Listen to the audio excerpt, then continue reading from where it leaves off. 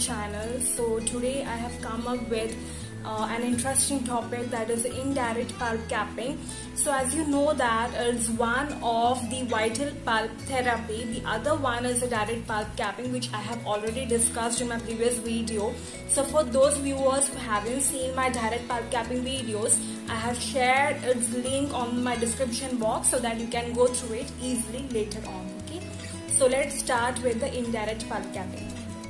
So what is indirect pulp capping? It's a procedure in which the deepest layer of the affected dentine is covered with a layer of the biocompatible material which enhances or which stimulates the odontoblastic cells to form the tertiary dentine, thereby avoiding the exposure of the pulp and thereby preserving the vitality of the tooth. Okay, so let's discuss what is the objective of the indirect pulp capping. Obviously, the objective and the first and the foremost objective is to preserve the vitality of the pulp, thereby preserving the vitality of the tooth.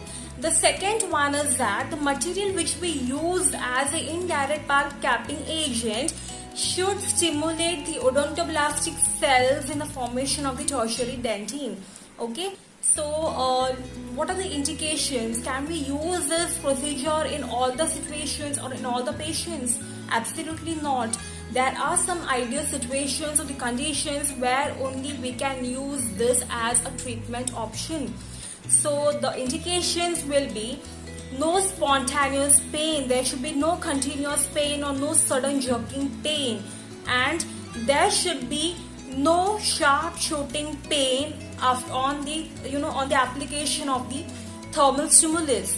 That means when there is just a mild discomfort, in that situations only we can use this treatment as an option. And what are the contraindications then? The contraindications will be a sharp shooting penetrating pain which persists even after the stimulus is removed, and in the situations where there is continuous powerful pain or jerking pain, especially which occurs during night. So these two become the absolute contraindications for the IPC. So when we opt this treatment, there is a particular situation where only we can do this treatment. That is when there is a cavity, when there is a carious lesion, we have to take the radiograph to judge the proximity of the carious lesion towards the pulp. Okay, so the IPC is usually done when the carious lesion is very close to pulp but it's not penetrating the pulp. Okay, and when there is no signs of the pulpal inflammation. So such are the conditions where we do the indirect pulp capping. Why we do in such conditions is because it prevents the progression of the carious processes, thereby preventing the pulp vitality. So what are the common materials that are used for the indirect pulp capping agents? They are the calcium hydroxide or the MTA, of which calcium hydroxide is most commonly used nowadays because of its high success rate. Okay, so let's see how it is done or what is the procedure of an IPC. Obviously, we need to first anesthetize the tooth which we have selected for the treatment. Okay, why to anesthetize the tooth? It's just because to avoid the discomfort to the patient. Okay, the next is we have to remove all the soft infected dentine with the help of the large round burr. Please note that this procedure has to be done very carefully and very slowly. Take your time to do this procedure because it is very sensitive, as it can even lead to pulp exposure. This treatment very neatly, very carefully and very slowly.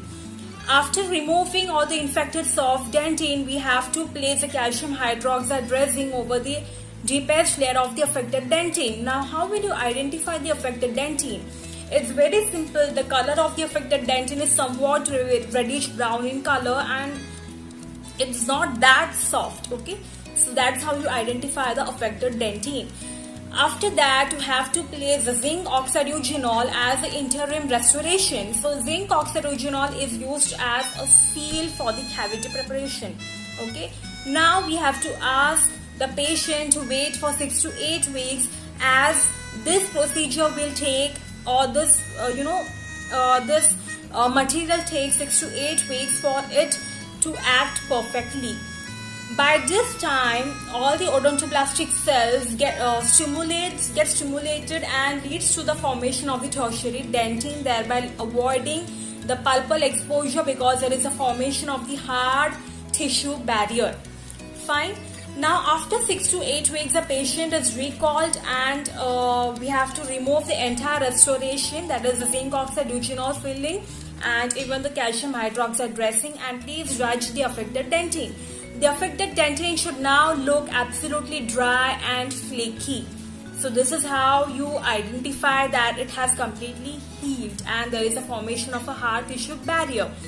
Now what you have to do is you have to clean the cavity thoroughly or irrigate the cavity thoroughly with the saline solution and dry with the help of the cotton palette. Okay, and after that you have to place a thin layer of the calcium hydroxide dressing on which you have to place, if you're planning to place a composite restoration, then what comes is calcium hydroxide dressing, then the glass ionomer cement is used as a base, and then comes your composite restoration.